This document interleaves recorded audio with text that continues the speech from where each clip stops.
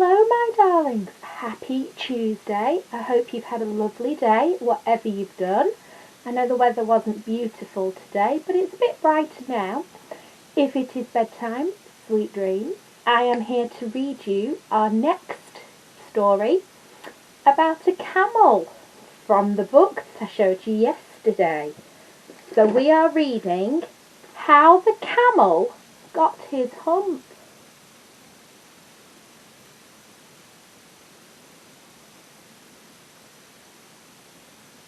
Wow! This is the next tale, and it tells how the camel got his big hump. In the beginning of years, when the world was so new and all, and the animals were just beginning to work for man, there was a camel. And he lived in the middle of a howling desert, because he did not want to work. And besides, he was a howler himself. So he ate sticks and thorns, and tamarisks, and milkweed, and prickles. Most excruciating idle, and when anybody spoke to him, he said, "Humph, just humph," and no more. Presently the horse came to him on one Monday morning, with a saddle on his back and a bit in his mouth, and said, "Camel, oh camel, come out and trot like the rest of us." "Humph," said the camel, and the horse went away and told the man.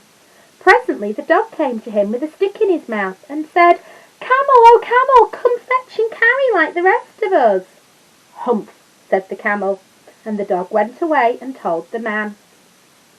Presently the ox came to him with the yoke on his neck, and said, "Camel, oh camel, come and plough like the rest of us." "Humph," said the camel, and the ox went away and told the man.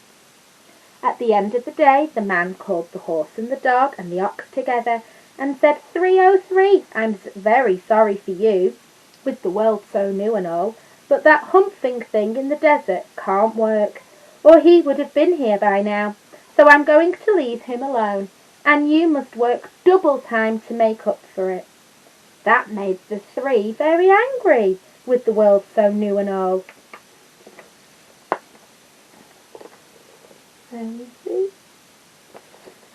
That's not good. So because the camel won't do any work, all the other animals have to do more work. What does that say? Sharing is caring. And they held a powwow on the edge of the desert, and the camel came chewing milkweed, most excruciating idle, and laughed at them. Then he said, "Humph," and went away again. Presently there came along the djinn in charge of all deserts, rolling in a cloud of dust, and he stopped to powwow with the three. "Djinn of all deserts," said the horse, "is it right for any one to be idle with the world so new and all?" "Certainly not," said the djinn. "Well," said the horse, "there's a thing in the middle of your howling desert with a long neck and long legs, and he hasn't done a stroke of work since Monday morning. He won't trot." "Whew!" said the djinn, whistling. "That's my camel for all the gold in Arabia. What does he say about it?" "He says, 'Humph,'" said the dog, "and he won't fetch and carry." "Does he say anything else?" "Only 'Humph,' and he won't plough," said the ox. "Very good," said the djinn. "I'll humph him if you will kindly wait a minute." The djinn rolled himself up in his dust cloak, and took a bearing across the desert, and found the camel most excruciatingly idle, looking at his own reflection in a pool of water. "My long and bubbling friend," said the djinn, "what's this I hear of your doing no work, with the world so new and all?" "Humph," said the camel. The djinn sat down with his chin in his hand and began to think a great magic, while the camel looked at his own reflection in the pool of water. "You've given the three extra work ever since Monday morning, all on your account of your excruciating idleness," said the djinn, and he went on thinking magics with his chin in his hand. "Humph," said the camel. "I shouldn't say that again if I were you," said the djinn. "You might say it once too often. Bubbles, I want you to work." And the camel said, "Humph," again. But no sooner had he said it than he saw his back, that he was so proud of, puffing up and puffing up into a great big lolloping hump. "Do you see that?" said the gin. "That's your very own hump that you've brought upon your very own self by not working. Today is Thursday, and you've done no work since Monday, when the work began. Now you are going to work." "How can I," said the camel, "with this hump on my back?"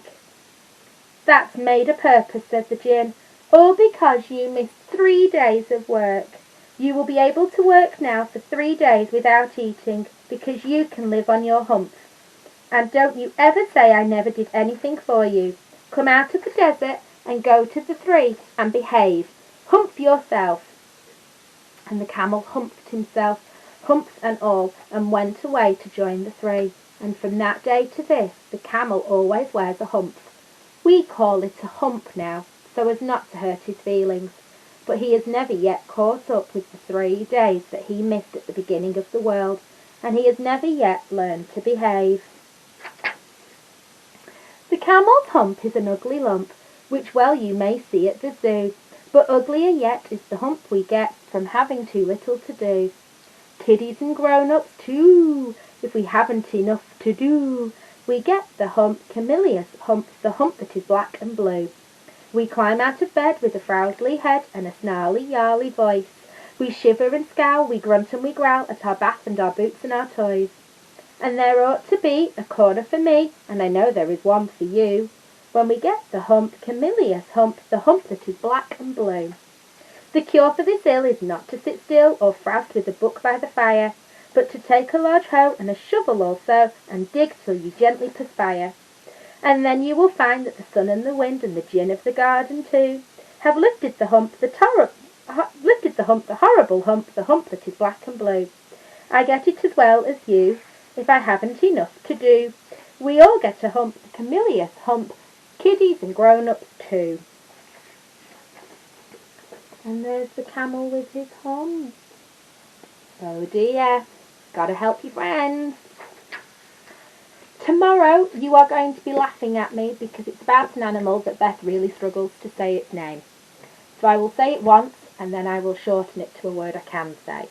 Until then, enjoy the rest of your evening or day or whatever you are doing or whenever you are watching this. And I will see you very soon. Bye, my darlings.